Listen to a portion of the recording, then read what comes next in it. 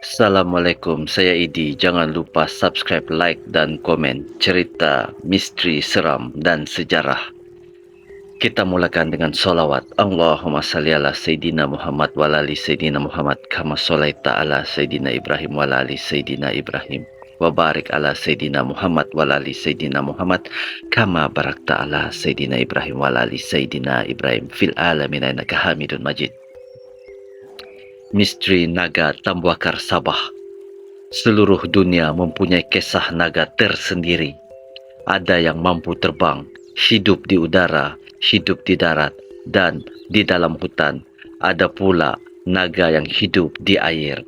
Di Borneo dan di sekitar pantai barat Sabah dan di sekitar Bengawan Papar, Beaufort sehingga ke Kuala Penyu wujudnya cerita rakyat mengenai naga Tambuakar. Perkataan Tambuakar asalnya diberi nama oleh kaum bangsa Brunei yang bermaksud tumbuh akar, merujuk kepada seekor raksasa atau naga besar, dan sekitar tahun 1903 mengikut penceritaan mulut ke mulut pribumi Sabah, ianya adalah seekor raksasa sungai yang besar berwarna hitam dan mempunyai leher yang panjang.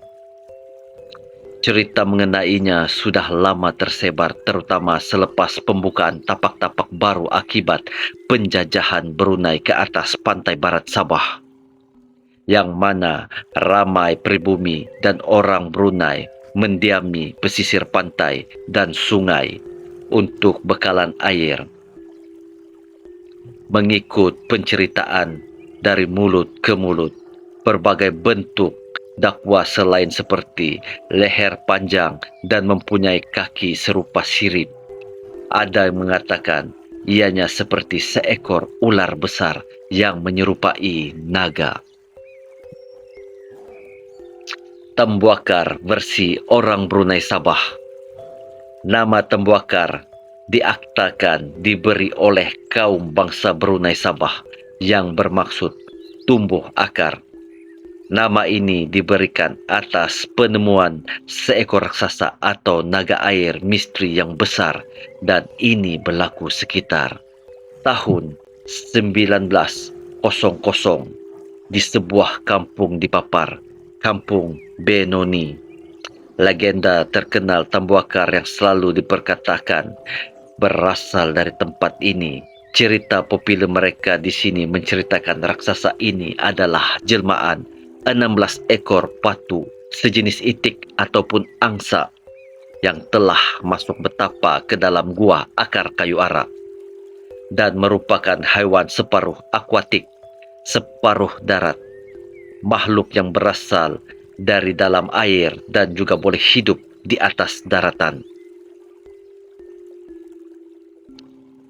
Satu ketika dahulu, kawasan Benoni merupakan satu kawasan memulau yang sangat subur di sekelilingnya oleh sungai yang membiru beserta hutan kayu ara, air tawarnya yang tebal, kemudian di atas tanah tinggi yang memulau itulah penduduk kampungnya telah mendirikan rumah mereka satu persatu. Kisah ini bermula dari seorang penternak patu yang menyangka patunya telah menjelma menjadi seekor raksasa selepas memasuki lubang besar di bawah kayu ara. Dan tempat kejadian berlaku di hujung hulu Kepulauan Benoni. Penternak ini mempunyai 16 ekor patu kesemuanya, dan dia pun selalu melepaskan patunya ini bermain ke sungai tersebut, sehinggalah dia menyadari di hari-hari berikutnya patunya mula menghilang satu persatu. Pada permulaannya dia menyangka buayalah yang memangsa ternakannya itu. Seharian dia mengawasi, lalu dia mendapati kumpulan patunya ini memang selalu saja suka berenang ke suatu tempat yang jauh sedikit dari kawasan area sungai tinggalnya. Dengan berjompong ataupun berperahu kecil, dia perlahan-lahan menyusuri sungai tersebut sambil mengekori patunya dari kejauhan sahaja. Barulah dia perasan terdapat sebuah kayu ara yang sangat besar. Disitulah dipenuhi lagi dengan akar kayu yang berjuntayan. Langsung saja menambahkan lagi seram pada lorong gelap yang terdapat di celah-celah akarnya yang berserabut itu. Beberapa ketika kemudian, patunya berdondon selamba, masuk saja berenang ke dalam celah gelap akar kayu ara tersebut.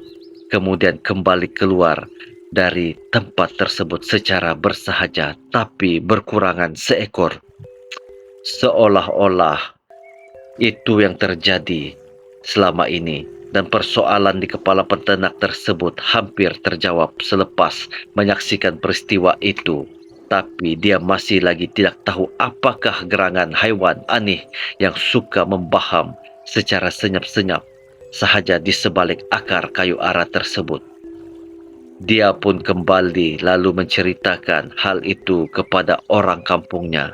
Keesokannya dan pada hari-hari seterusnya, dia memerhatikan lagi kejadian yang sama kian berulang, sehinggalah juga patunya yang terakhir, dan berbekalkan amarah dan dendam yang kuat pada kali ini, dia telah menghimpunkan seluruh penduduk kampung untuk sama-sama turun dan membongkar benda misteri yang telah menghabiskan patu-patunya itu.